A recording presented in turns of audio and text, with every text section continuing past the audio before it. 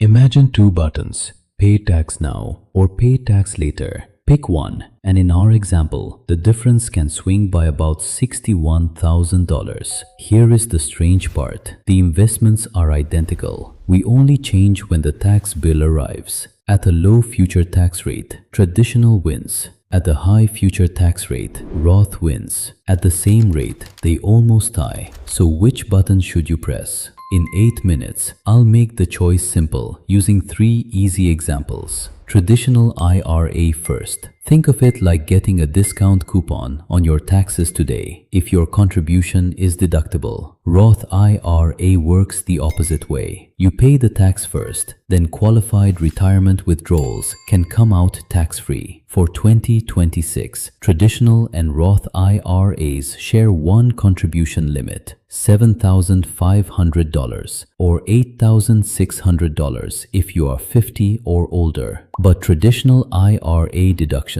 can depend on your income and whether you or your spouse has a retirement plan at work. If you are covered at work, the deduction can gradually shrink as your income rises. Roth has a different rule. Higher income can reduce or eliminate how much you can contribute directly. The important part is this: both accounts can hold the same investments like stocks, bonds, mutual funds, or ETFs. So the account itself does not magically earn more. The big difference is when taxes are paid. Now meet Alex. He can afford to lose $390 from his monthly take-home pay. With our simplified 22% tax assumption, a deductible $500 traditional contribution costs Alex about $390 after the tax benefit. If Alex chooses Roth instead, there is no deduction today, so his full $390 goes into the Roth. After 30 years at a hypothetical 7% return, traditional reaches about $610,000 before tax, while Roth reaches about $476,000. Now the fun part. First, imagine Alex pays only 12% tax when he retires. After that tax, traditional keeps about $537,000. Roth still has about $476,000. Traditional wins by roughly $61,000. Next, imagine Alex's retirement tax rate is the same 22% he pays today.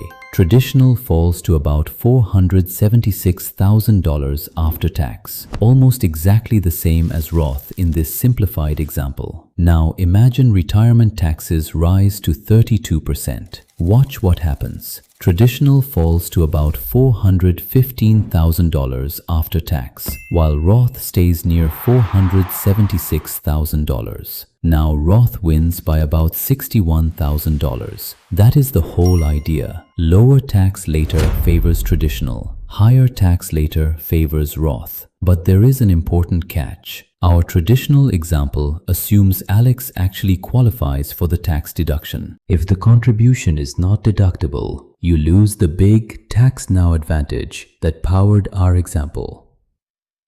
Roth eligibility matters too. Your income can reduce or block a direct Roth contribution. Now let's talk about taking money out. Traditional IRA withdrawals are generally taxable as ordinary income. Take taxable IRA money too early, and you may also face an additional 10% tax unless an exception applies. Roth works differently. Regular contributions are treated as coming out before conversions and investment earnings. For Roth earnings to be qualified and tax-free, the 5-year rule and another qualifying condition generally must be satisfied. There is another retirement difference. Traditional IRAs generally require minimum distributions beginning at age 73. Roth IRA original owners do not have lifetime required minimum distributions, giving them more control over withdrawals. So who should lean traditional? Someone paying a high tax rate today who expects a clearly lower rate later. Who should lean Roth? Someone paying a lower rate today who expects taxes or income to be higher later. If you genuinely cannot predict the future, using some of both can reduce the risk of betting everything on one tax outcome. And before obsessing over Roth versus traditional, capture any employer retirement plan match that is available to you. Also, keep emergency money outside retirement accounts. You do not want every surprise bill forcing a retirement withdrawal. Here is another beginner mistake. Opening an IRA does not automatically invest your money. If your contribution just sits as cash, the account may barely grow even though you technically opened an IRA. Now let's make the final choice with a simple decision tree. Question 1. Can you actually deduct your traditional IRA contribution? If yes, ask question 2. Is your tax rate today clearly higher than what you expect in retirement?